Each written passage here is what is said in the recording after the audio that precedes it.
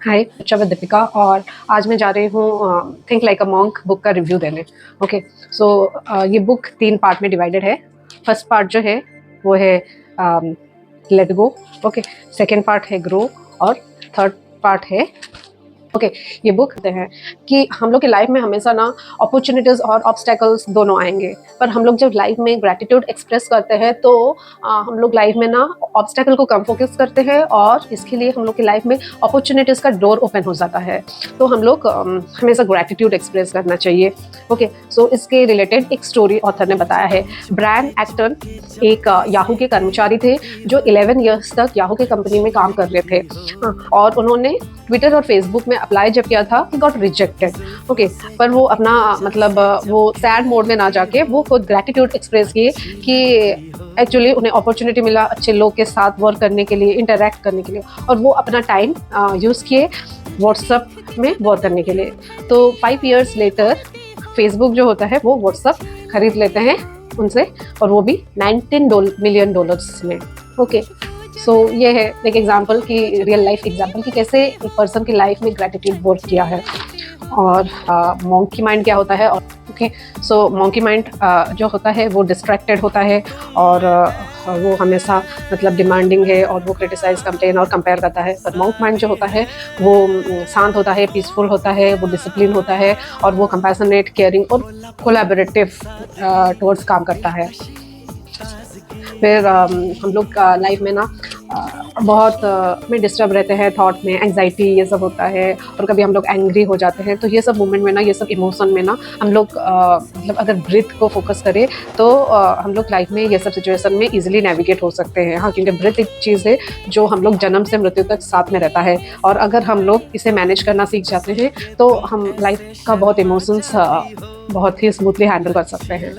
Okay, और फिर हम लोग का जो होता है, हम लोग का खुद का वैल्यू एक होता है। ओके, वो वैल्यूज़ कैसे डिफाइन होता है, वैल्यूज़ हम लोग के सोच वो सब से डिफाइन होता है। वो वैल्यूज़ कहाँ आते हैं, हम लोग जो चीज़ सुनते हैं और देखते हैं वो चीज़ ही ज़्यादा हम लोग का अंदर में इम्बाइब होकर वैल्यूज़ होता है। इसलिए अगर हम लोग को वैल्यूज़ 2 टाइप्स के होते हैं, एक है हायर वैल्यूज़ और एक है लोअर वैल्यूज़। ओके, अगर हायर वैल्यूज़ ये है फियरलेसनेस, ग्रेटिट्यूड, सर्विस। ओके, और हायर वैल्यूज़ हम लोग को हैप्पीनेस, फुलफिलमेंट और मीनिंग देते हैं लाइफ में। और लोअर वैल्यूज़ जो होते हैं जैसे कि ग्रेड, एंगर, ईगो, ये सब हम लोग को एंग्जाइटी, डिप्रेशन और सफरिंग देते हैं। सो हम लोग को अपना life towards higher value align करना है, और इसलिए हम लोग को मतलब हम लोग जो चीज़ देखते हैं या सुनते हैं उसे हम लोग को खुद को अवेयर रहना है और कंट्रोल करना है, ताकि हम लोग टुवर्ड्स हायर वैल्यू अलाइन कर सके खुद को। ओके, और ये हो गया पार्ट 1 का। ओके, हमें क्या होता है, तो हम लोग जनरली मॉन्क माइंड क्या होता है, मॉन्की माइंड क्या होता है, वो चीज़ जाने, और कैसे अपना ब्रीथ कंट्रोल करके हम लोग लाइफ का सिचुएशन नेविगेट कर सकते हैं और कैसे खुद को अलाइन कर सकते हैं टुवर्ड्स हाई वैल्यूज़। ओके, फिर पार्ट 2 होता है वो है ग्रो। ओके, ग्रो जो होता है इसमें दिया गया है धर्म। धर्म का मतलब हम लोग का कौन से चीज़ के लिए इंक्लिनेशन ज़्यादा है। ओके, तो वो हम लोग बहुत सारे चीज़ खुद करके एक्सपेरिमेंट करके हम लोग जान सकते हैं, और जो हम लोग का धर्म है वो चीज़ में हम लोग अलाइव फील करते हैं, पॉजिटिव फील करते हैं और हम लोग एंजॉय करते हैं। तो हम लोग को लाइफ में हमेशा जो हम लोग का रियल धर्म है उसे आइडेंटिफाई करना है, और उस हिसाब से हम लोग को उस जॉब या उस हिसाब से हम लोग को जाना है लाइफ में। ओके, और morning hours would be reserve for time. Time full form is T for thankfulness, जिसमें हम लोग ग्रेटफुलनेस हो सकते हैं। I फॉर इंसाइट, इंसाइट मतलब हम लोग अपना गोल वो सब डिसाइड कर सकते हैं। M फॉर मेडिटेशन, मेडिटेशन हम लोग करना चाहिए सुबह, और एक्सरसाइज। ओके, सो सुबह का टाइम के लिए रिजर्व करना चाहिए। Okay, thankfulness, insight, meditation and exercise.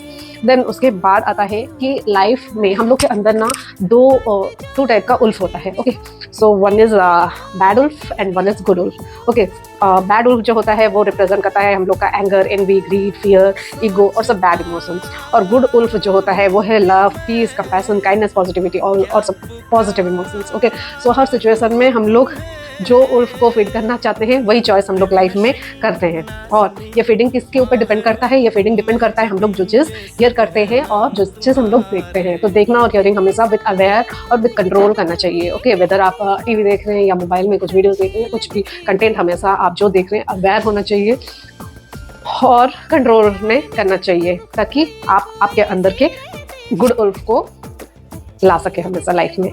Okay, और ये पार्ट मेरा फेवरेट है।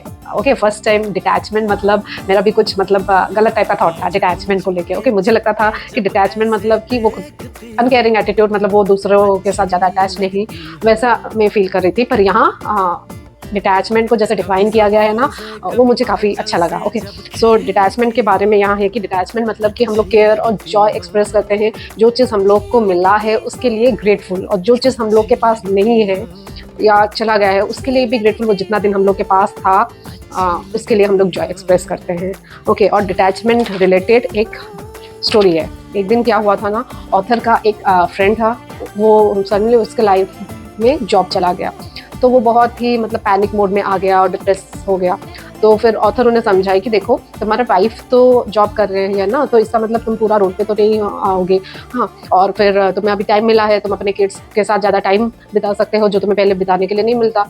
और जब स्कूल को जाते हैं तुम्हारे किड, तब तुम जॉब को ढूंढना। हाँ, और ऑथर ने उस दोस्त को एक स्टोरी बताया था। स्टोरी में क्या होता है ना, एक फार्मर होता है, ओके, और उसका एक ब्रदर होता है, और फार्मर का एक बेटा होता है।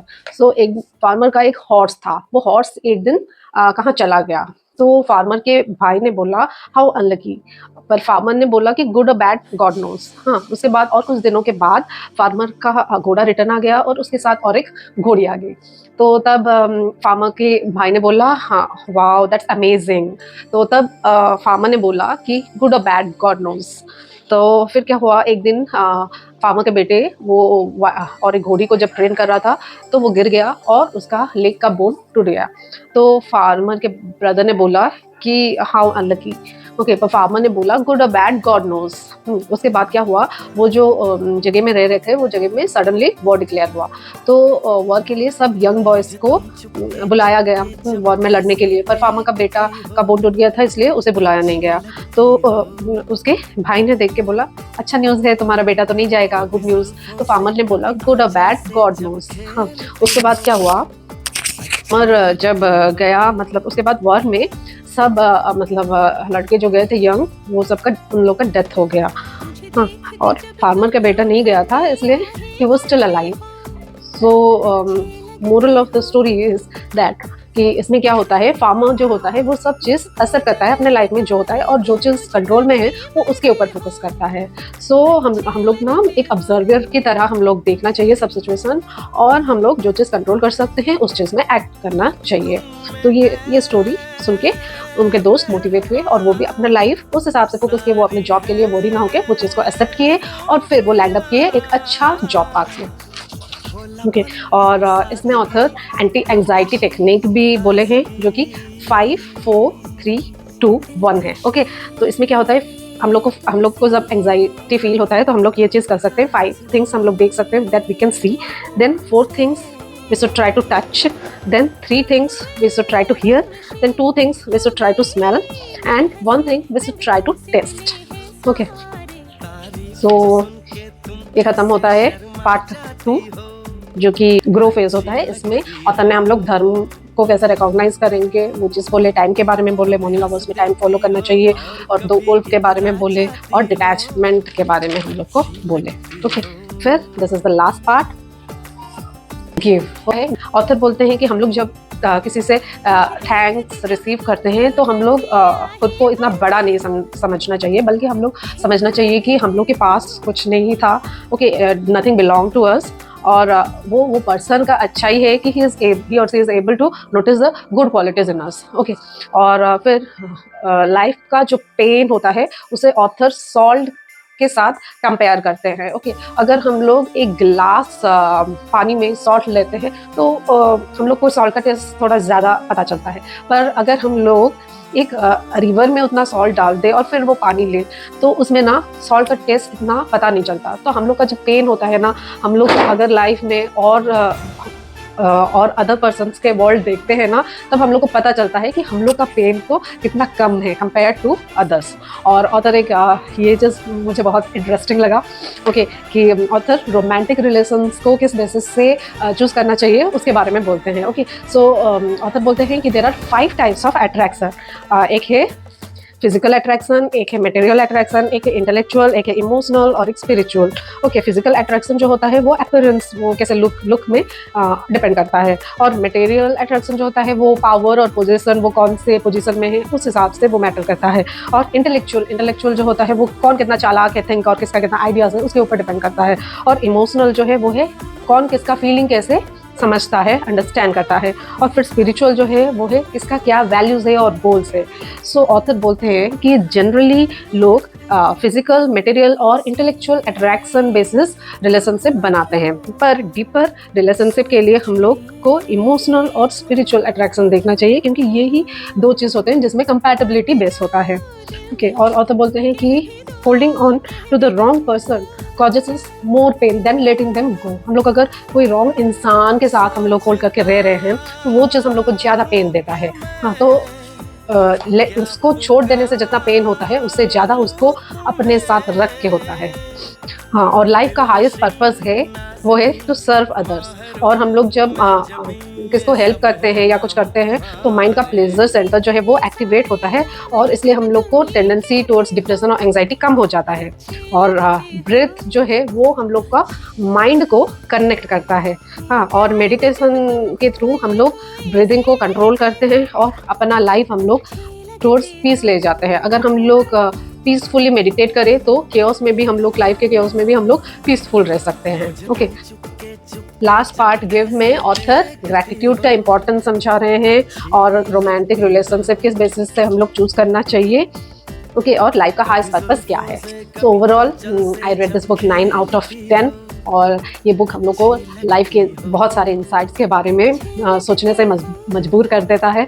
सो आई liked reading the book and I would recommend all of you to read this book at least once in a life. Okay, so hope you guys enjoyed watching this. Bye, love.